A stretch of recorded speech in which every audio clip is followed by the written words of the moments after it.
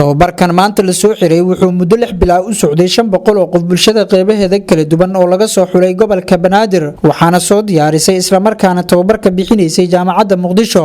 halka ay gacan ka geysteen hay'ado caalami ah iyo gobolka Banaadir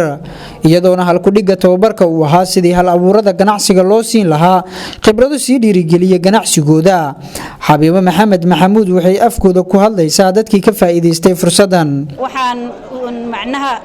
aad u mahadsan ardayda iyo macallimiinta barnaamijkan barnaamij aad u fiican oo dhiirigelin leh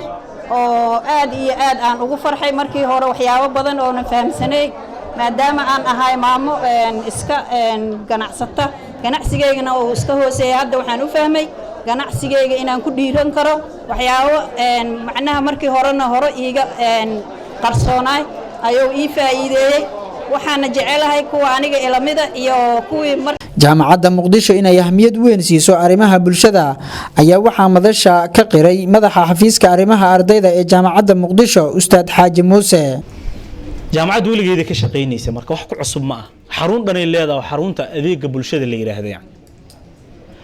xarumo way badan yihiin dhowr xarumood oo kalena way leedahay cilmi baarista way leedahay wacyigelinta qayb dhan oo qaabilsanaa jirto hooyada dhalaanka la yiraahdo qayb tababaraa jirto wariyaashii lagu tababaraayo si wax fiican ay u sheegaan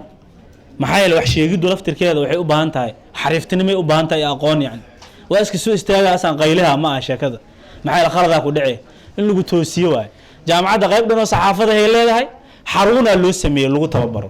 si la yiraahdo waxa sheegaysiin wax fiican waaye saana u sii dhahasaana ka sii fiican maxaa yeelay wax walba cilmi u baahdeen yani intaas oo dhan ay jaamacaddu qabataa shaqadeeda tahay hambalyaan idin leenahay idinka ugu ma horeysiinaan u maleynaa weligeed jaamacaddu dadka wax way bareysay yani iyadoo dadka meelo kale ugu kala jiraan khaanado dadka wax way bareysay waxa lagu baray ka run sheeg waxba iska ka bedela waan hubaa maalinka imaanaysa 6 bilood waa koorsada Soomaa 6 bilood waan idin la soconay isbedelka dhacay iyo isu bedelaysiina waan la soconay maxay macallimiinta riboodka keenayaan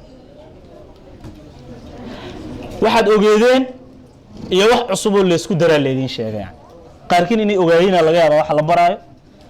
qaar kalena waxa laga yaabo wax cusub in loogu daro aqoon oo dhan iyo tababarna saas waa ama wax cusub lagu sheega ama waxa lagu xasuusinaya gabagabadii xubnihii tobabarka ka qayb galay xafladana soo xaadiray ayaa la gudoonsiyay shahaadooyinkooda Axmed Xasan Maxamed Yuulka TV-ga caalamiga Kalsan magaalada Muqdisho